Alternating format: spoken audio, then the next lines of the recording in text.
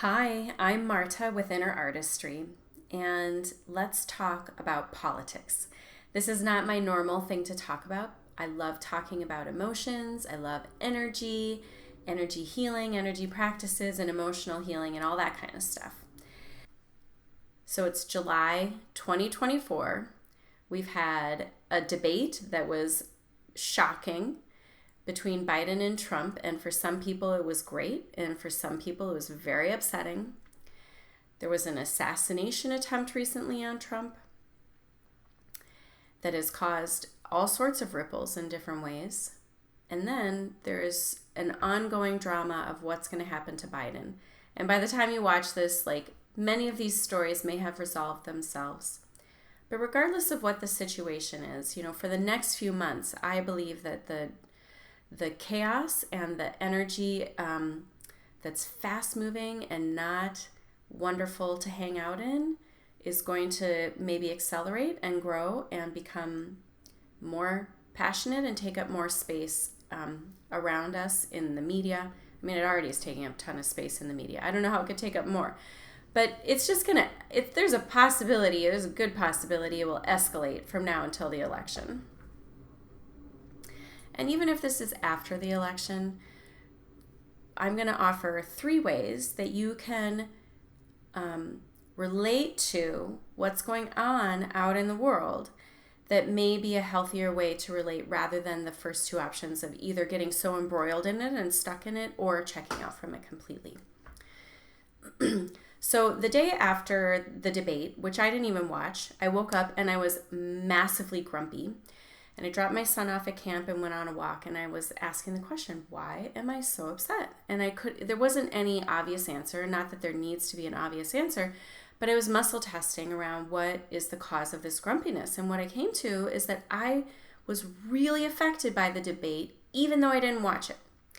And I live in Chicago, and that happens to be pretty democratic. And, I know a lot of people who were upset about the debate. And it's not that I had talked to them or anything, but I just think the air that I breathe had a lot of upset in it and a lot of, I don't think it was grumpy. I experienced it as grumpiness, but I think there was anger, distrust, disbelief, all that kind of stuff. Like, what is going on? And that was affecting me. And that surprised me. Even though I'm trying to stay out of the drama of it all. And then secondly, recently I was doing some energy work with a friend, and we were doing the aura transformation process of tuning into the elements, and we got to her air element, which air is about thinking, inspiration, I can't remember what else, but it's usually around the head. And it was fast. It was like a whirlwind going on in her air element. And once we realized that a lot of that fast energy had to do with political upheaval, then we were able to send it away and separate from it and help her aura fill up with her own energy. And wow, the difference was palpable just doing that for her. And she doesn't even live in the US, so it was interesting that, there's a lot of elections happening around the world this year. And so there's chaos in many places and a lot of stirred up feelings for a lot of people. So what this is pointing to is that a lot of people are feeling the collective energy. And I think of the collective energy as being either like a cloud that you get immersed in and you don't even know you're in it, or it's like hooks that grab into you and grab your dramas and grab your pain points and maximize them or amplify them. The collective drama stuff is quite different than what you might think of, like some people who are on a spiritual path might be thinking of collective energy as like oneness and connecting to source.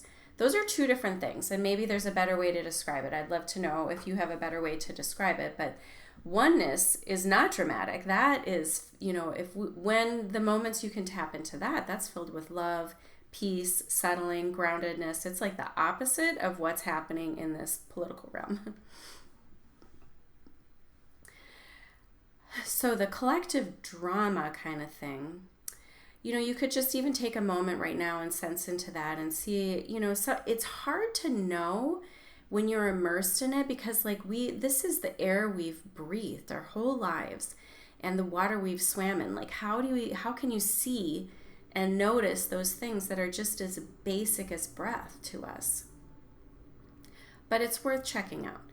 Do you notice this possibility that when you get stirred up or amplified in some way, is it actually, or amplified? No, that's not the right word. When you get stirred up, triggered, that's the word. When you get triggered, is it have something to do with this collective stuff that's not healthy? And so this is what I think happens. There's a collective kind of energy that builds together, forms together. Somehow it taps into us, and then it amplifies the unhealed places in us. So the first tool you can use to deal with this is doing the U-turn. This is an IFS name of YOU. Instead of looking out there and blaming and saying like, what's wrong with you and the world and la la la, turn inward. Who are the parts in you? What are the parts in you that are in distress? Connect with them. Hear them, bring some healing and witnessing to them. This collective thing is pointing to the places that you are unhealed. And so that is one really effective strategy for dealing with the chaos in the world. Strategy number 2 is to remember that you have an aura and an energy field.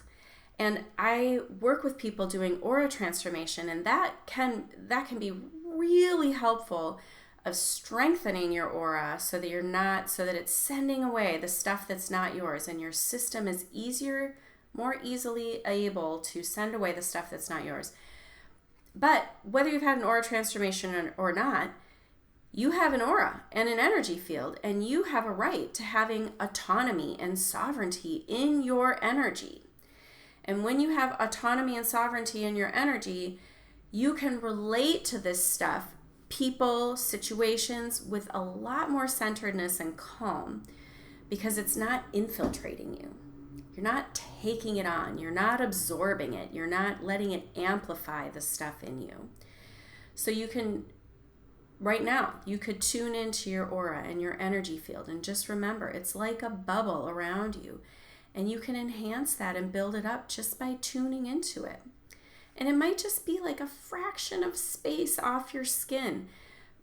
Or you might be able to sense it and kind of expand it and contract it to different degrees. With my friend, we were noticing it around her head. So we were really expanding it around her head, front, back, and top. So play around with that and see if you are able to notice your aura and how it is to expand that. And then the other key components to that are pulling your energy into your space. It belongs in you and your energy field. It doesn't belong out there. And sending away or dropping or inviting the stuff that's not yours to leave your bubble. And then the third way, this is a new discovery for me, is through emotion code. So emotion code works with the governing meridian. Meridians are from Chinese medicine, and they are energy lines that run through our body. The governing meridian goes tip of nose to your tailbone. And so the practice with emotion code is find the trapped emotion that we need to release, and then doing this motion, your hand acts as a magnet, and it sends the message to the governing meridian, which then sends it through your body of wherever it needs to go, of release that emotion. So the day after the debate, when I was so upset and I was walking and, noticing that all this upset wasn't even mine, I tried an experiment of swiping while taking in, asking for more help from the unseen forces around us. And it was awesome. I was like seeing crystals coming up from the earth and senses of beings around us that were ready and able and eager to help. And, now I have a more tangible sense of those beings being around us all the time. And I think when we specifically ask for help, that they are more able to come in and help us. So you could play around with this. Now, I'm not certain, Like, I was doing muscle testing of, am I able to take, I do it with my fingers like this. Am I able to take in or ask for help, or will that amplify my request for help to do the swiping? And muscle tested the words. But you could just play around with, when you're struggling or when you're noticing getting hooked by politics or any drama in your life, you could practice taking in, what is the positive quality I want here?